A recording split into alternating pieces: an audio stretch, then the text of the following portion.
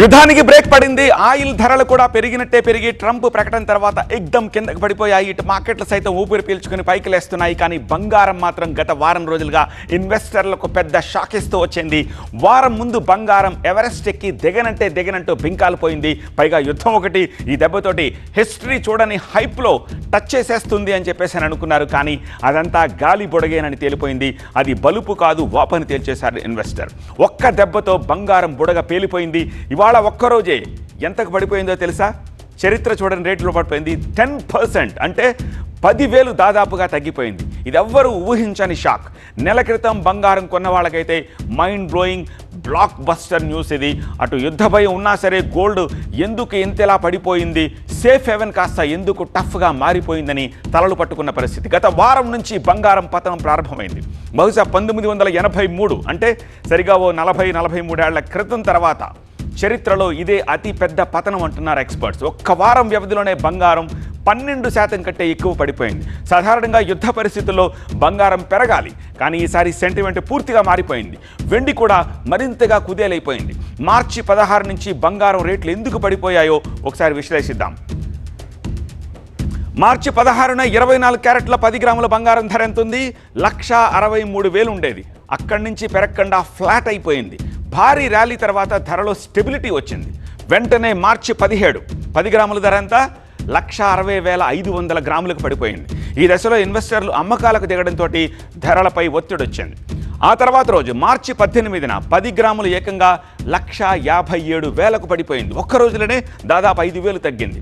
Global మార్కెట్లో dollar బలపడ్డం మొదలైంది. ఇది బంగారం మీద నేరుగా ఎఫెక్ట్ చూపించింది. ఆ తర్వాతి రోజు అంటే మార్చి 19న మరింత తగ్గింది. ధర 10 గ్రాములు 1,54,000కు చేరింది. పెట్టుబడులు బంగారం నుంచి డబ్బును తీసి బాండ్లలో పెట్టడం మొదలెట్టారు. మార్చి 20న మార్కెట్లో ప్యానిక్ స్టార్ట్ అయిపోయింది. మరో 4,000 రూపాయలు తగ్గింది. ధర 1,50,000కు వచ్చేసింది. మార్చి 21న అదే ట్రెండ్ కనిపించింది. 10 గ్రాములు 1,48,000కు తగ్గింది. మార్చి 22న స్థిరత్వం కనిపించినా సరే రికవరీ రాలేదు.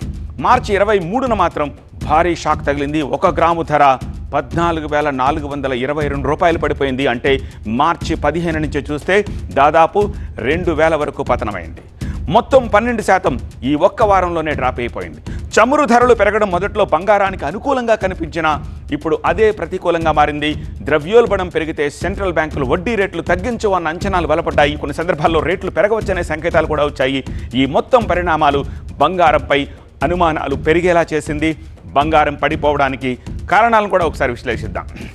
నెంబర్ 1, డాలర్ బలపడడం వల్ల గోల్డ్ డిమాండ్ తగ్గింది. వడ్డీ రేట్లు తగ్గుతాయన్న అంచనాలు మార్కెట్ని నెగిటివ్ చేసేశాయి. స్టాక్ మార్కెట్ నష్టాలని కవర్ చేయడానికి గోల్డ్ అమ్మకాలు పెరిగాయి. ఆ డబ్బును తీసుకొచ్చి మార్కెట్లో పెట్టారు. ఇక గ్లోబల్ లిక్విడిటీ టెన్షన్ వల్ల క్యాష్ అవసరం పెరిగింది. ఈటీఎఫ్ల నుంచి వరుసగా అవుట్ఫ్లోలు వచ్చేశాయి. క్రూడ్ ఆయిల్ పెరగడం వల్ల ఇన్ఫ్లేషన్ భయం పట్టుకుంది. ఈ కారణాలన్నిటి వల్ల బంగారం నెమ్మదిగా కిందకు వస్తూ ఉంది. లేకపోతే వాతావరణం మారిపోయినా కూడా బంగారం అనేది ప్రస్తుతానికి ధర పెరుగుదల దగ్గర నుంచి ఒక స్థిరత్వానికి వస్తుంది. ఇది స్టెబిలైజేషన్ ఎన్ని రోజులు పడుతుందంటే మనం చెప్పలేం ప్రస్తుతానికి. కాకపోతే ధరలు తగ్గుదల అన్నది మనకు ఒక ఇండికేషన్. ఈ ధరలు తగ్గడానికి ముఖ్యమైన కారణం మనం చెప్పాలి అంటే మళ్ళీ డాలర్ బలపడుతుంది. ఓకే, సో ఈవెన్ దో రూపాయి కంపేర్ చేస్తే బలహీనమైంది, కానీ ప్రపంచవ్యాప్తంగా డాలర్ బలపడుతుంది. అట్లాగే ఫెడ్ ఆల్రెడీ అనౌన్స్మెంట్ ఇచ్చింది, మేము ఇంకా ఇంట్రెస్ట్ రేట్స్లో మార్పులు చేయము అని. దాంతో ఇన్వెస్టర్స్ కాన్ఫిడెన్స్ కొంతవరకు మళ్ళీ డాలర్ మీదకి వెళ్ళింది. దాంతో దీని మీద పెట్టుబడులు కూడా తగ్గాయి. మరి ఇప్పుడు ఈ పతనం ఆగిపోతుందా? యుద్ధం కూడా ఆగిపోయింది కదా, పతనం కంటిన్యూ అవుతుందనే విశ్లేషకులు చెప్తున్నారు. నెల క్రితం యుద్ధ భయంతో బంగారం మరింత పెరగవచ్చన్న భయంతో గోల్డ్పై భారీగా పెట్టుబడులు పెట్టేశారు. ఇప్పుడు కూడా యుద్ధం కారణంగా ఇన్ఫ్లేషన్ పెరగచ్చనే భయంతో పెట్టిన పెట్టుబడులని వెనక్కి తీసుకున్నారు. సో భయమే బంగారాన్ని హైలకు చేర్చుతుంది, కిందకు పుల్ చేసేస్తోంది. మరి రాబర్ట్ కియోసాకి అనే ఎక్స్పర్ట్ మాత్రం వచ్చే ఏడాదికి బంగారం 10 పెరుగుతుందన్న అంచనాలు తప్ప కియోసాకి లాజిక్ ఏమిటో ఒకసారి చూద్దాం. గ్లోబల్ క్రైసిస్ పెరిగితే గోల్డ్ భారీగా పెరిగే అవకాశం ఉంది అంటున్నారు. ఇప్పటిదాకా ఈ ఈక్వేషన్లో చెప్పుకుంటూ వచ్చారు. డాలర్ బలహీనపడితే గోల్డ్ కొత్త హైని తాకే ఛాన్స్ ఉంది అన్నారు. సెంట్రల్ బ్యాంకు గోల్డ్ కొనుగోళ్లు 2026లో కూడా కంటిన్యూ అవ్వచ్చన్నారు.